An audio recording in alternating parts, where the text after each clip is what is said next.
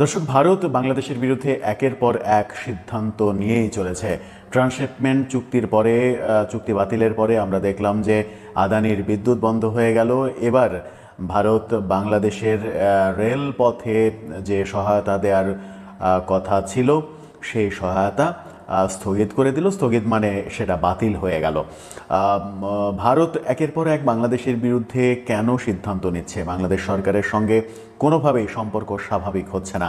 ভারতের এই পদক্ষেপের ফলে বাংলাদেশের অন্তত 3টি বড় প্রকল্প মুখ থুবড়ে পড়বে বলেই মনে হচ্ছে, যেগুলো সংবাদ মাধ্যমে উঠে এসেছে। ভারতীয় পত্রিকা দ্য হিন্দু যেমন জানিয়েছে, তেমনি বাংলাদেশের প্রায় সব গণমাধ্যম এই খবরটি প্রকাশ করেছে কিংবা প্রকাশ করতে বাধ্য হয়েছে। কি করলো ভারত? কি নতুন সিদ্ধান্ত নিল? বাংলাদেশের জন্য সেটা কতটা ক্ষতির কারণ হবে সেই আলোচনাই করবো এই ভিডিওতে। রেল খাতে ভারত প্রায় 5,000 কোটি রুপিরও বেশি সহায়তা স্থগিত করে দিল। এই স্থগিতের অর্থ বাতিলই বলা যায়। দ্য হিন্দু এই খবরটি নিশ্চিত করেছে ভারতীয় পত্রিকায়। এরপরে বাংলাদেশের বিভিন্ন পত্রিকা, গণমাধ্যম এই খবরটি করেছে। মানবজমিন বলছে, চাপা উত্তেজনার মধ্যে বাংলাদেশের সঙ্গে রেলওয়ে সংযোগ প্রকল্পের তহবিল স্থগিত করে দিল ভারত। আমরা দেখেছিলাম এর আগে ট্রান্সশিপমেন্ট চুক্তি বাতিল করে দিল ভারত। তারপরে আদানির বিদ্যুৎ কেন্দ্র থেকে বিদ্যুৎ সরবরাহ বন্ধ হয়ে গেল। ট্রান্সশিপমেন্ট চুক্তি বাতিল হওয়ার অন্যতম কারণ হিসেবে ভারতীয় পররাষ্ট্র মন্ত্রণালয়ের মুখপাত্র জানিয়েছিলেন বাংলাদেশের কিছু পদক্ষেপের কারণে এই ঘটনা ঘটেছে। সেটাকে ধরে নেওয়া হচ্ছিল যে ডক্টর ইউনূস চীনে গিয়ে যে 7 সিস্টার নিয়ে কথা বলেছেন সেই কথা ভারতের পছন্দ হয়নি। তাদের ব্যক্তিগত বিষয়ে হস্তক্ষেপের ব্যাপারটা মনে করেছে তারা। এবং তার আগে বাংলাদেশ যেটা করেছে সেটা হচ্ছে যে ভারত থেকে সুতা আমদানি বন্ধ করে দিয়েছে।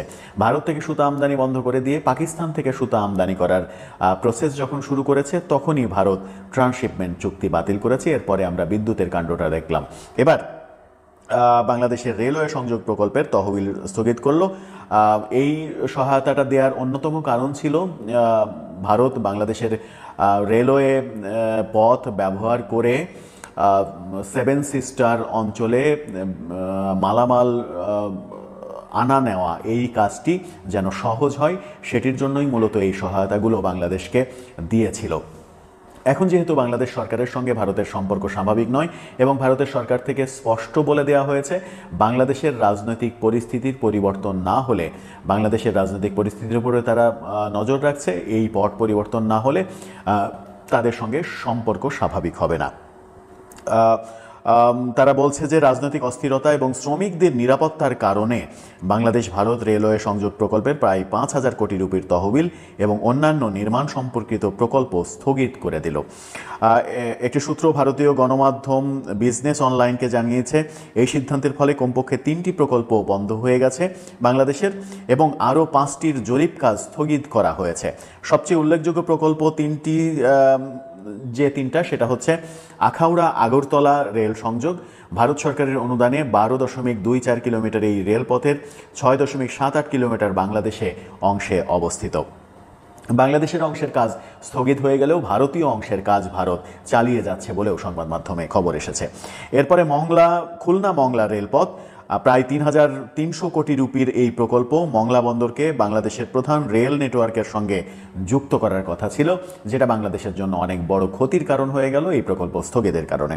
এছাড়া রয়েছে ঢাকা টঙ্গী জয়দেবপুর রেল সম্প্রসারণ, প্রায় 1,600 কোটি রুপির এই প্রকল্প ভারতের এক্সিম ব্যাংকের সহায়তায় চলছিল, তবে এর অগ্রগতি আশানুরূপ ছিল না।